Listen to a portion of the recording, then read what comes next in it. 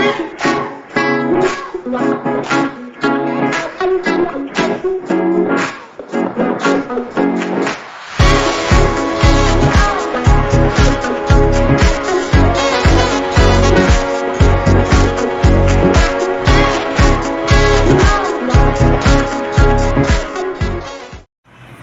நண்பர்களே, உலகத்தமிழ் உறவுகளே, அனைவருக்கும் வணக்கம்.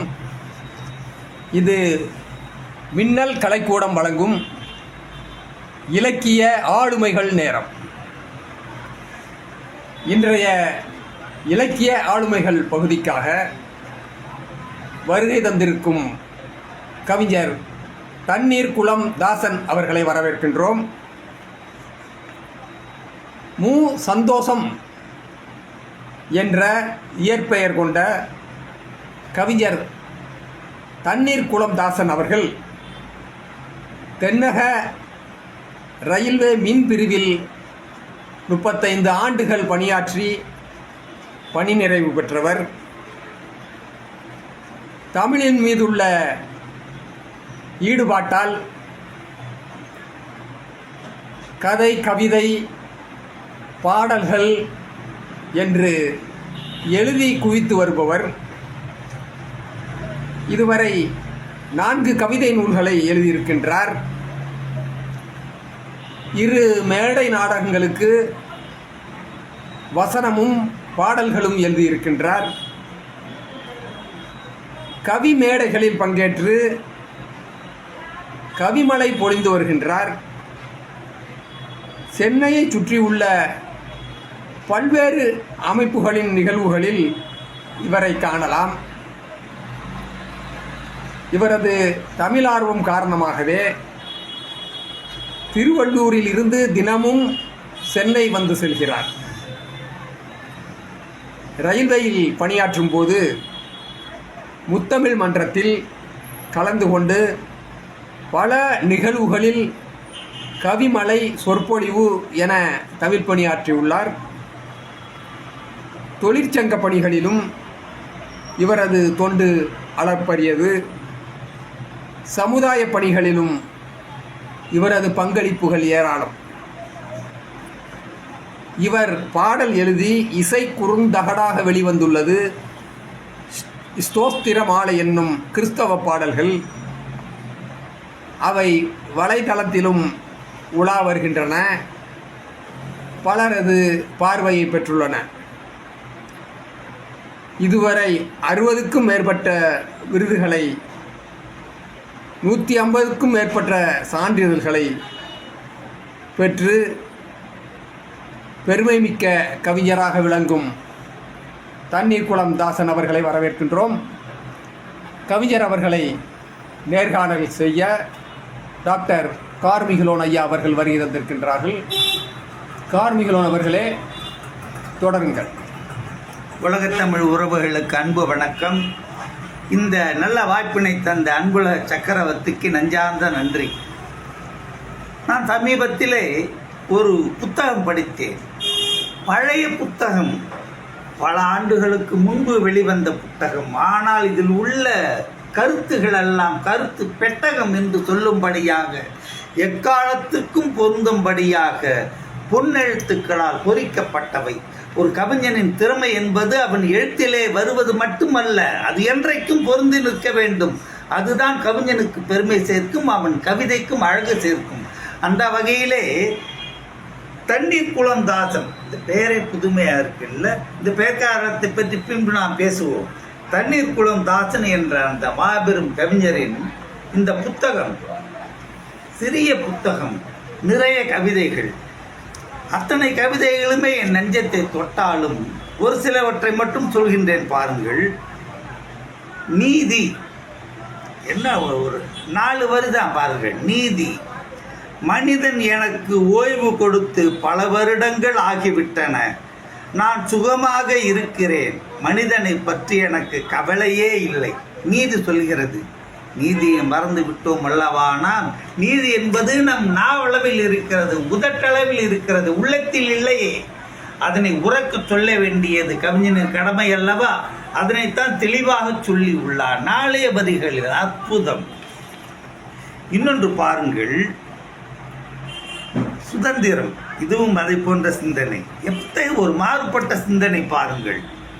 மனிதன் என்னை சுதந்திரமாக வாழவிட்டால்தானே நான் அவனை சுதந்திரமாக வாழ விடுவேன். சுதந்திரத்தின் புலம்பல், மனிதனின் நிஜத்தை காட்டுகின்ற குணம். சரியான சாட்டையடி கவிதை இது. இன்னொன்று பாருங்கள், ஆசை. இதை நான் படித்துவிட்டு மிகவும் யோசித்தேன். இந்த மனிதர் ஏன் இப்படி எழுதினார், எப்படி உண்மையை உறக்கச் சொல்கின்றார்? அதுதானே ஒரு கவிஞனுக்கு அடையாளம். யாராக இருந்தாலும் சொல்ல வேண்டியதை தெளிவாக சொல்ல வேண்டும், நேராக சொல்ல வேண்டும், ஒளிவு மறைவின்றி. ஆசை, அதை பற்றி சொல்லும் போது பாருங்கள் அவருடைய சிந்தனை எந்த அளவுக்கு விருந்துபட்டு இருக்கிறது என்று. ஆசை இந்த மனிதனுக்கு மட்டுமல்ல, அந்த ஆண்டவனுக்கு கூட என்னை மிகவும் பிடிக்கும். ஏன் தெரியுமா? கேள்வி ஆசை கேட்கிறது, பதிலோடு நாமும் என்ன பதில் என்று ஆசையோடு பார்த்து நிற்கின்றோம். ஆசையின் பதிலை பாருங்கள். நான் தானே அவனை 2 திருமணம் செய்து கொள்ள வைத்தேன்.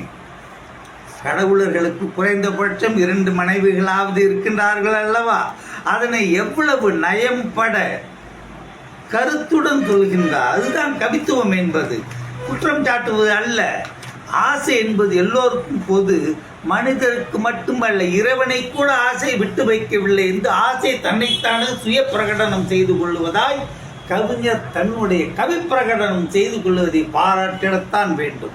அருமை.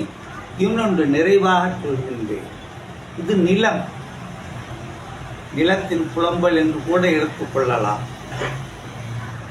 மனிதனை மனிதன் பிரித்து வைத்தது போதாதென்று என்னையும் பிரித்து வைத்து விட்டானே, அவனுடைய மூளையே மூளைதான். ஒரு நிலத்தை பல கூறாக பிரித்து மனை என்று அதற்கு பெயர் கொடுத்து எத்தகைய சூதாட்டம் விளையாடுகின்றான் மனிதன். இந்த மனிதனை நினைத்து அந்த நிலம் புலம்புகிறது. நிறைவாக ஒன்று சொல்கிறேன், உன்னைத்தான். காதல் கவிதை, கிட்டத்தட்ட 40 ஆண்டுகளுக்கு முன்பு இவர் எழுதிய கவிதை. காதல் என்பது எல்லோருக்கும் உண்டு, எப்போதும் உண்டு. அதை பாருங்கள், உன்னைத்தான் செந்தூரம் கரைந்தோட அணைத்திடவே.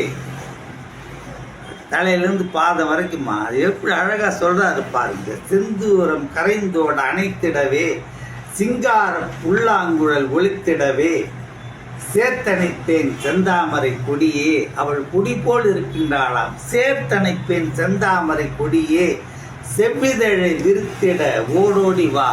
இதன் முழு விளக்கத்தை உங்கள் மன விசாலத்திற்கே விட்டு விடுகின்றேன். அற்புதமான கவிதை. இந்த மாபெரும் கவிஞரை நாம் இப்போது நேர்காணல் செய்ய இருக்கின்றோம். தண்ணீர் குளம் தாசன் ஐயா அவர்களுக்கு வணக்கம். வணக்கம் ஐயா. முதலில் உங்கள் பெயரே சற்று புதுமையாக இருக்கிறது. இந்த தண்ணீர் குளம் தாசன் என்பது தங்களுடைய இயற்பெயரா புனை பெயரா? தண்ணீர் குளம் தாசன் என்பது புனைப்பெயர்.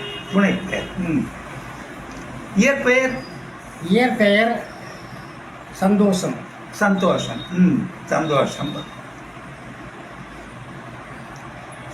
என்னுடைய நான் பிறந்த ஊர் திருவள்ளூருக்கு அருகில் உள்ள தண்ணீர் குளம் எனும் சிற்றூர்.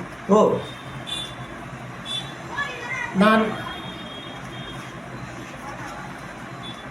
இந்த கவிதை துறைக்கு 14 வயதிலிருந்தே நான் வந்திருக்கிறேன். அதான் கேட்குறேன், எப்போ நீங்கள் இலக்கியத்துக்கு வந்துங்க? 14 வயசுக்கு வந்துட்டீங்க. சரி. 14 வயதிலிருந்து நான் கவிதை எழுத தொடங்கினேன். சரி. முதல் கவிதை வந்து சேர்ந்தால் என்கிற தலைப்பிலே. ஓ. தமிழ் அன்னையை பற்றி நான் அதில் எழுதியது. சரி. சிறிய கவிதை அது. சரி. அதிலிருந்து தொடர்ந்து 72 திருவள்ளூரில் இருக்கிற இலக்கிய அமைப்பில் முதலாக என்னுடைய கவிதை அரங்கேற்றம் 72 ஆலந்தூர் கு. மோகனரங்கன் அவர்களுடைய தலைமையில் நடைபெற்ற பொங்கல் விழா கவியரங்கம் தான் என்னுடைய முதல் கவியரங்கம். அரை நூற்றாண்டுக்கு முன்பே. அப்பா. அதிலிருந்து தொடர்ச்சியாக என்னுடைய தமிழ் பணி இருக்கிறது.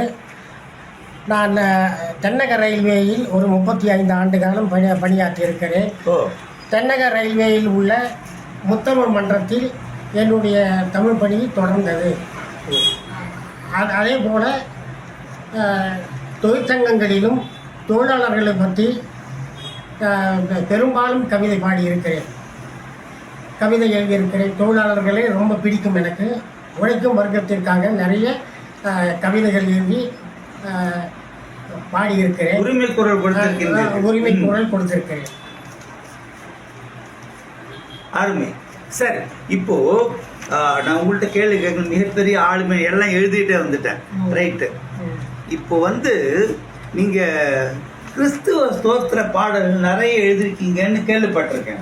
அது குறுந்தகடாக வந்திருக்கு, தேவாலயங்கள்ல பாடியிருக்காங்க, மக்கள் ஆர்வத்தோடு பக்தியோடு கூட்டமாக பாடியிருக்கிறார்கள், இப்போதும் பாடிக்கொண்டிருக்கிறார்கள் என்று நான் கேள்விப்பட்டேன்.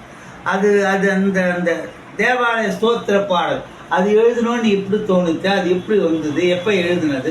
அதை பற்றி கொஞ்சம் விரிவாக சொல்லுங்க. அது ஜான்சன் சுப்பையான்னு ஒரு பாஸ்டர் இருந்தார். சரி. அவர் அந்த எங்கள் கிராமத்தில் உள்ள ஆலயத்தில் அவர் தான் பாஸ்டராக இருந்தார். சரி. அவரை நீங்கள் கவிஞர்னு சொல்கிறீங்க, இந்த கிறிஸ்தவ பாடல்கள் எழுதி நீங்கள் வெளியிட்டாக்கா நம்ம ஒரு கட்சிக்கு பெருமையாக இருக்கும் அப்படின்ட்டு அவர் என்னை கேட்டார். அவர் இருக்கிற வரைக்கும் நான் அந்த சாதனையை செய்யலை, எதுவும் இல்லை. அப்புறம் அவர் காலமாயிட்டார். அதுக்கப்புறம் தான் அந்த ஒரு எண்ணம் வந்தது எனக்கு. அவருடைய ஞாபகமாக அந்த அந்த கவிதை ஒரு 10 பாடல்கள் எழுதி அதை வெளியிட்டேன். இசை பாடல்களாக வெளியிட்டேன். இப்போ அதுக்கு குழுந்த வலைதளங்களில் உலா வந்துட்டு இருக்கு. இப்ப நிறைய பேர் எல்லாம் பாடிட்டு இருக்காங்க. அது ஒரு இறை அனுபவத்தின் வெளிப்பாடாக அமைந்த பாடல். சின்னதுலேருந்து நான் நிறைய பைபிள்லாம் படிப்பேன். பைபிள் வசனங்கள்லாம் தெரியும். ஆனாலும் கூட அது நாளடைவில் அதை நான் விட்டுட்டேன். இந்த பாஸ்டருக்காக அவருடைய ஞாபகமாக அவர் சொன்ன அந்த காரணத்தினால இந்த இந்த கவிதை அவருக்காகவே படைக்கப்பட்டது. சரி, அது ஒரு பறந்து விருந்த சமுதாய பார்வையோடு இருக்கின்றேன். உண்மை, பாராட்டுகிறேன். தாங்கள் பல தளங்களில் கதை, கவிதை, கட்டுரை, நாடகம் என்று இப்படி பல பரிமாணங்களில் இருந்தாலும் தங்களுக்கு பெருமை சேர்ப்பது அந்த கவிஞர் என்ற பட்டம்தான். ஏனென்றால் நான் பார்த்த அளவில் எந்த கவியரங்கமும் நீங்கள் இல்லாமல் நிறைவு பெற்றதாக இல்லை. அந்த கவியரங்கத்திலே உங்களுடைய கவிதை நிச்சயம் இருக்கும். இப்படி தங்களை கவிஞராக முன்னிலைப்படுத்தியது எது? எந்த உணர்வு? அப்படி நான் கவிஞன் தான், இதுதான் என்னோட அடையாளம் என்று பிரகடனப்படுத்தியது எது? எனக்கு அடையாளமே என்னுடைய தாய்மொழி தமிழ் தான். தமிழ். ஆமாம். நான் இளம் வயதிலிருந்து நூலகத்துக்கு போவேன். தொடர்ச்சியாக கவிதைகள் படிப்பேன். எங்கெல்லாம் தமிழ் அமைப்புகள்லாம் நடத்துகிறாங்களோ அது மாவட்டந்தோறும் கூட நான் போயிருக்கேன். அப்பா, மாவட்டம் விட்டு மாவட்டம் கூட போயிருக்கேன். அந்த மாதிரி நான் சின்னதுலேருந்தே பல நூல்களை நான் படிச்சிருக்கேன். அதை கீதை படிச்சிருக்கேன். இது அந்த மாதிரி கண்ணதாசன் நாவல்கள் எழுதிய அர்த்தமொழி இந்து மதம், இயேசு காவியம், இன்னும் பலதரப்பட்ட நூல்கள் எல்லாத்தையுமே படிச்சிருக்கீங்க. ஒரு 1000க்கும் மேற்பட்ட, கிட்டத்தட்ட 2000 நூல்கள் நான் நிறைய படித்ததுனால 14 வயதுலேருந்து நான் நூலகத்தில் சென்றேன். அதுக்கு பிறகு என்னுடைய வீட்டையே நூலகம் நான் வச்சேன். நூலகமும் நான் கொஞ்ச காலம் நடத்தி கொண்டிருந்தேன். அதனால் எனக்கு படித்து எனக்கு இந்த தாய்மொழி பற்று என்பது எனக்கு அதிகமாகிடுச்சு. அதனால் தமிழ் எங்கே சொல்கிறாங்களோ அங்கே நான் தெரிஞ்சதை சொல்லுவேன். தெரியாததான் சான்றோர்கிட்ட நான் கற்றுக்கிட்டு வந்துடுவேன். பாராட்ட வேண்டும். அந்த மாதிரி 4 உலகத்தமிழ் மாநாடு நான் பார்த்துருக்கேன். சென்னையில் நடந்தது ஒன்று. அது 68ஆம் வருஷம் சென்னையில் சென்னையில் நடந்த உலகத்தமிழ் மாநாடு. அதன் பிறகு எம்ஜிஆர் அவர்கள் நடத்திய மதுரை உலகத்தமிழ் மாநாடு. அதுக்கப்புறம் கலைஞர் தஞ்சாவூரில் நடைபெற்ற உலகத்தமிழ் மாநாடு ஜெயலலிதா அம்மா நடத்துகிறாங்க. அந்த அம்மா நடத்திய அந்த உலகத்தமிழ் மாநாட்டில் நான் பார்த்துருக்கேன். அதுக்கப்புறம் கலைஞர் அவர்கள் கோயம்புத்தூரில் நடத்தினா உலகத்தமிழ் மாநாடு 4 உலகத்தமிழ் மாநாடை நான் பார்த்துருக்கேன். அப்பா அதனால் என்னுடைய உயிர், உடல், என்னுடைய ஆவி எல்லாமே என்னை அர்ப்பணிக்கிறது தமிழுக்காக. தமிழ் தான். சின்ன வயசில் வந்து இந்திய எதிர்ப்பு போராட்டத்தில் பல பேரோடு சேர்ந்து நான் சின்ன பையனாக இருக்கும்போது தார் டப்பா தூக்கிட்டு திருவள்ளூரில் உள்ள போஸ்ட் அஞ்சலக அலுவலகத்தில் இருந்த இந்தியை நான் அழைச்சிருக்கேன். பல விலைவாசி போராட்டங்களில் நான் கலந்து அப்பா போயிருக்கேன் சார். ஒரு போராளி குணம் சின்ன வயசுலேருந்தே இருந்துருக்கு. அதான் விலைவாசி போராட்டமாக இருந்தாலும், உழைப்பாளர் பிரச்சனையாக இருந்தாலும், எந்த ஒரு பிரச்சனையாக இருந்தாலும் நான் போய் கலந்துக்குவேன். அதே நேரத்தில் தமிழ் பணி எங்கே நடந்தாலும் நாங்கள் போயிருக்கேன். அது பெருமை. நானே ஆச்சரியப்பட்டிருக்கேன். ஒரு நாள் 9 மணிக்கு மேலே ஒரு இதில் பார்த்தேன். நான் நினச்சேன், அதான் அண்ணன்கிட்ட சொன்னேன், இவர் ஐயா இங்கே தான் ஆதம்பாக்கம் சைடு இருக்காரா, மணி இவ்வளோ உட்காந்து இல்லை திருவள்ளூர் போனோம் தூக்குவார் போட்டு 9 மணிக்கு மேலே ஆதம்பாக்கத்துலேருந்து இவர் எப்படி திருவள்ளூர் போய் சேருவார் அப்படின்னு. அப்படி ஒரு இலக்கியத்திற்காக நீங்கள் எதுவுமே ஒரு பொருட்டு அல்ல, தமிழே பொருட்டு. எனக்கு தமிழ் தான் உயிர். அவ்வளோதான். வேறு எதுவுமே பொருட்டு வேற எதுலையுமே எனக்கு ஞாபகம். பேச்சு மூச்சும் தமிழே. தமிழே தான். அருமை அருமை. என்னுடைய தாய்மொழி தான். சபா ரைட். இப்போ தென்னக ரயில்வேல ஒரு 35 வருஷம் வேலை பார்த்துருக்கேன். அதுல ஒரு விசுவாசத்தோடு, எங்கப்பா விசுவாசத்தோடு நடந்ததுனால அவரு ஒரு 35 வருஷம் வேலை பார்த்தேன் ரயில்வேல. நான் ஒரு 35 வருஷம் நான் விசுவாசமாக வேலை செய்ததுனால இப்போ என்னுடைய மகனுக்கு வேலை கிடைச்சிருக்கு. ரயில்வே தங்களுக்கு கடமைப்பட்டிருக்கிறதா, தங்கள் குடும்பம் ரயில்வேக்கு கடமைப்பட்டிருக்கிறது. சரி, அப்படி ஒரு அர்ப்பணிப்பு உணர்வோடு எது செய்தாலும். எங்கள் அப்பாவும் ஒரு காங்கிரஸ்காரர், அவரும் பொது தொண்டில் ஈடுபட்டவர். எங்கள் அம்மாவும் ஒரு சமூக சேவை தான். அப்பா பேர் முனுசாமி, அம்மா பேர் கமலா. எனக்கு மகன் வந்து தமிழ்மணி, பொண்ணு வந்து வைரமணி. சூப்பர். பையனும் என்னுடைய மகனும் ரயில்வேல இருக்காரு. இப்போ என் மகள் வேலைக்கு போகிறதுக்கு ரெடியாக இருக்காங்க. குட் குட், அருமை. சரி, இப்போ நீங்க பல நூல்கள் படைத்திருக்கீங்க இல்லையா? இப்போ இவ்வளவு புக்கு போட்டிருக்கேன், இத்தனை புஸ்தகத்துல எனக்கு வந்து ஒரு ஸ்பெஷல் ரெக்கக்னிஷன், பேர் வாங்கி கொடுத்தது இந்த புஸ்தகம் தான் அப்படின்னு சொல்லும்படியா, அது மாதிரி ஏதாவது? ஆனால் நான் 4 புத்தகம் நான் போட்டிருக்கேன். சரி, அந்த 4 புத்தகமே நல்லா நிறைய பாராட்டுகள்லாம் எனக்கு வந்தது. ஆமாம். அதே மாதிரி இந்த பாட்டு 10 பாட்டு இந்த வலைதளத்தில் இருந்ததுக்கு அதுக்கு நிறைய ஃபோன் கால்லாம் வந்தது எனக்கு. ரொம்ப பாராட்டுறவங்க அப்படின்னு சொல்லிட்டு நிறைய ஃபோன் வரும். அந்த மாதிரி இப்போ நான் நிறைய கவியரங்கத்தில் போகும்போது சான்றோர்கள்லாம் எனக்கு வாழ்த்து சொல்லுவாங்க, உங்களுடைய கவிதை நல்லா இருந்ததுன்னு பாராட்டுவாங்க. அதாவது தண்ணீர் குளம் தாசன் ஐயா வந்திருக்கின்றார்கள் என்றால் இளம் கவிஞர்கள் எல்லாம் கூட ஆர்வமாக இவர் நல்லா கவிதை படிப்பார், கேட்கணும் அப்படின்னு சொல்லிட்டு இப்போ உட்காந்து ஆர்வமாக கேட்டிருக்கிறத நான் பார்த்துருக்குறேன். மேடையில் உட்காந்துருக்கிறேன் நானும். நீ கவிதை பாடும்போது இளைஞர்களெல்லாம் இப்படி வித் ட்ரைனிங் நெக் உங்கள் கவிதை கேட்கறத பார்த்துருக்கேன். சரி, இப்படி இந்த கவி மழை பொழிகின்ற தாங்கள் இளைஞர்களுக்கு, குறிப்பாக வளர்ந்து வரும் கவிஞர்களுக்கு ஒரு பெரிய ஸ்தானத்திலிருந்து சொல்லக்கூடிய அறிவுரை என்ன? இப்போ இருக்கிற கவிஞர்கள்லாம் நல்லா எழுதுறாங்க. சரி, அது ஐக்கு ஆனாலும் சரி, புது கவிதை ஆனாலும் சரி, மரபு கூட எழுதுறாங்க, நல்லா எழுதுறாங்க. ஆனால் கவிஞர்கள் வந்து ஒரு விழிப்புணர்வை ஏற்படுத்தக்கூடிய எழுத்தாளர்களும் அப்படித்தான். அதனால் வந்து நிறைய படிக்கணும், உலகத்தை தெரிஞ்சுக்கணும், தன்னை தெரிஞ்சுக்கணும் முதல்ல. சூப்பர். அதுக்கப்புறம் தான் எழுத்துதே வரணும். தன்னுடைய அனுபவங்களை வந்து முழுமையாக சொல்லணும். எந்த இடத்துல நாட்டில் வந்து எதிர்த்து அதிகாரம் தலை தூக்குதோ அந்த எதிர்த்து அதிகாரத்தை முறியடிக்கிற வகையில் எழுத்துக்கள் இருக்கணும். எழுத்துக்கள் இருக்கணும். அப்படி இருந்தால் தான் நீங்கள் எழுதுறதுக்கு ஒரு பயன்பாடாக இருக்கும் சமுதாயத்துக்கு. இல்லைன்னாக்கா நீங்கள் என்னதான் பக்கம் என்ன பிரயோஜனம்? ஒரு பிரயோஜனமும் இல்லை. ஒரு மனிதனுக்குள்ள இன்னொரு மனிதன் மறைஞ்சிருக்கிறான்.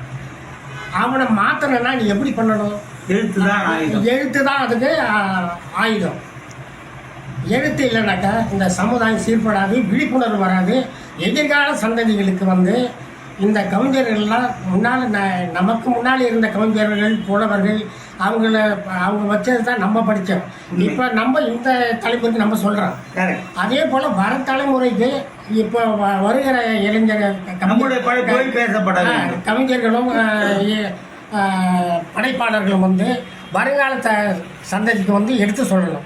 அதுக்கு தன்னை அறிஞ்சிக்கணும், உலகத்தை அறிஞ்சிக்கணும், அனுபவம் நல்லபடியாக இருக்கணும், நிறைய படிக்கணும். படித்த பிறகு தன்னுடைய கருத்துக்களை எழுத்தில் படிக்க வேண்டும். ஆமாம், அதில் ஒளிவு மறைவு இருக்கக்கூடாது. எந்த ஒரு எழுத்தாளருக்கு வந்து பயம் இருக்கக்கூடாது, துணிச்சல் இருக்கணும், தைரியம் இருக்கணும். அப்படி இருந்தால் தான் ஒரு கருத்தை சொல்ல முடியும். ஒரு அரசாங்கத்துக்கு பயந்துக்கிட்டு மறைஞ்சிக்கிட்டு எழுதக்கூடாது. ஒரு பணம் உள்ள முதலாளிக்கு வந்து பயந்துக்கிட்டு எழுதக்கூடாது. அரசாங்கமானாலும் சரி, முதலாளி ஆனாலும் சரி, யாராக இருந்தாலும், எந்த அராஜகம் செய்பவராக இருந்தாலும் சரி, அவர்களை எதிர்த்து தான் எழுத வேண்டும். நேர்பட எழுத வேண்டும். நேர்பட தலை தெரிக்கிற மாதிரி நம்முடைய வரிகள், நம்முடைய எழுத்துக்கள் ஒரு ஆயுதமாக இருக்க வேண்டும். யாருக்கும் பயந்து கொண்டு இருக்கக்கூடாது. இதுதான் நான் இந்த இப்போ இருக்கிற தலைமுறை எழுத்தாளர்களுக்கு நான் சொல்வேன். அந்த சொல்லக்கூடிய முழு தகுதி உங்களுக்கு இருக்கு. கண்டிப்பா. Very good, very good. அந்த தன்னம்பிக்கை எனக்கு ரொம்ப பெருமையா இருக்கு. தாய்மொழியை மதிக்கணும் முதல்ல. அருமை. அதுதான். ரெண்டாவது வீட்டை தெரிஞ்சுக்கணும், தன்னை தெரிஞ்சுக்கணும், வீட்டை தெரிஞ்சுக்கணும், நாட்டை தெரிஞ்சுக்கணும். நாட்டுக்கு வந்து கடுமையான உழைப்பை தரணும். ஏதோ நாடு நம்மளுக்கு செய்தோம்னு நம்ம நினைக்கக்கூடாது. நாம் நாட்டுக்கு என்ன செய்யறோம்னு செய்யணுமே தவிர, நாடு வந்து நம்ம தான் நாடு, நம்ம தான் உருவாக்கணும், நம்ம தான் வளர்ச்சி தரணும். அதை உழைப்பை பற்றி கூட ஒரு கவிதை நான் சொல்லியிருக்கேன். உழைப்பு என்றொரு செயல் இருந்தால் உருப்படுமே இந்த நாடு, உழைப்பே இல்லையே மக்களிடம் குறைந்திடுமே இந்த நாடு. உழைப்பு தான் நாட்டின் முதுகெலும்பே, அதை உடைத்திடுவார் சில சோம்பேறிகள். உழைக்கும் தோழர்கள் ஒன்று கூடினால் உயரத்தில் போகுமே இந்த நாடு. சோம்பேறிகள் வாடும் நாட்டில் சோசலிசம் வளராது. சோசலிசம் ஒழிந்தால் நாட்டில் சொகுசாக வாழ முடியாது. இந்திய தாயின் வயிற்றில் பிறந்தவன் உழைத்திட வேண்டும் இந்த நாட்டில். இந்திய தாயை உதைத்து தள்ளுபவன் ஒழிந்திட வேண்டும் இந்த நாட்டில். கடமை, கண்ணியம், கட்டுப்பாடோடு உழைத்திட வேண்டும் இந்த நாட்டில். இம்மூன்றையும் தவறி முடுக்கி எழுத்தால் மூழ்கிடுவாய் இந்த நாட்டில் என்று நான் பல வருடங்களுக்கு முன்பாகவே உழைப்பை பற்றி நான் சொல்லியிருக்கிறேன். அந்த பாட்டு வந்து உங்களோட? ஆமாம். ஓ ஓ பல வருடங்களுக்கு முன்னாலே 71, 72 எழுதப்பட்ட ஒரு கவிதை. எனக்கு வழிகாட்டுதலாக இருந்தவர்கள், என்னைய ஒரு கவிதை எழுதக்கூடிய அளவிற்கு என்னை வைத்தவர்கள், ஒரு கண் கலைஞர், இன்னொரு கண் கண்ணதாசன், கவியரசு கண்ணதாசன், இன்னொருவர் எழுத்தாளர் சாண்டில்யன். இவர்கள் மூவரும் தான் என்னுடைய வழிகாட்டியர். அதனால் கண்ணதாசன் வந்து நான் உயிரோடு உயிர்க்குயிராக நினைக்கிறேன். காலம் தந்த அருட்கொடை கண்ணதாசன். அதனால் தொடர்ந்து என்னுடைய உயிர் இருக்கிற வரைக்கும் இந்த தமிழ் இனத்திற்கும், தமிழ் இனத்திற்கும், தமிழ் மக்களுக்கும் தமிழ் தொண்டு நான் செய்து கொண்டே இருப்பேன். என்னாலான சமூக பணிகளை செய்து கொண்டே இருப்பேன். அருமை, அருமை. இன்னும் 12 காலத்திற்கு தமிழ் கூறும் இலக்கிய உலகத்திலே தங்களுடைய குரல் கவிதை ரூபத்தில் எதிரொலித்து கொண்டே இருக்கும். கண்டிப்பாக இருக்கும். மகிழ்ச்சி, மகிழ்ச்சி, மிக்க மகிழ்ச்சி. ஒரு மாபெரும் இலக்கிய ஆளுமையை சந்தித்ததில் எங்களுக்கு மிக்க மகிழ்ச்சி. உலகத்தமிழ் உறவுகள் எல்லாம் இந்த அருமையான நேர்காணலை பார்த்து நிச்சயமாக பரவசம் அடைவார்கள். தங்களுடைய கருத்துக்களையும் சிறப்பாக எடுத்துச் சொல்வார்கள் என்று நான் திடமாக நம்புகிறேன். நெஞ்சார்ந்த நன்றி ஐயா. வணக்கம். வணக்கம் ஐயா. மின்னல் கலைக்கூடம் ஐயாவுக்கு, மின்னல் கலைக்கூடத்திற்கும் ஐயா கார்முகிலோன் அவர்களுக்கும், மின்னல் கலைக்கூடம் நடத்துகின்ற ஐயா வசீகரன் அவர்களுக்கும் என்னுடைய நெஞ்சார்ந்த நன்றியினை தெரிவித்துக் கொள்ளுகிறேன். நன்றி, வணக்கம். கவிஞர் தண்ணீர்குளம் தாசன் அவர்களே, வருங்கால எழுத்தாளர்களுக்கு மிக அற்புதமான ஆலோசனைகளை எல்லாம் வழங்கினீர்கள். உங்களுடைய கருத்துக்கள் மின்னல் கலைக்கூடம் நேயர்களுக்கு பயனளிக்கும். நன்றி. டாக்டர் கார்மிகிலோன் அவர்களே, மிக சிறப்பான உரையாடல். நன்றி, வணக்கம். நேயர்களே, உங்கள் கருத்துக்களை கருத்து பெட்டகத்தில் பதிவிடுங்கள். சப்ஸ்கிரைப் செய்து என்றும் இணைந்திருங்கள். நன்றி, வணக்கம்.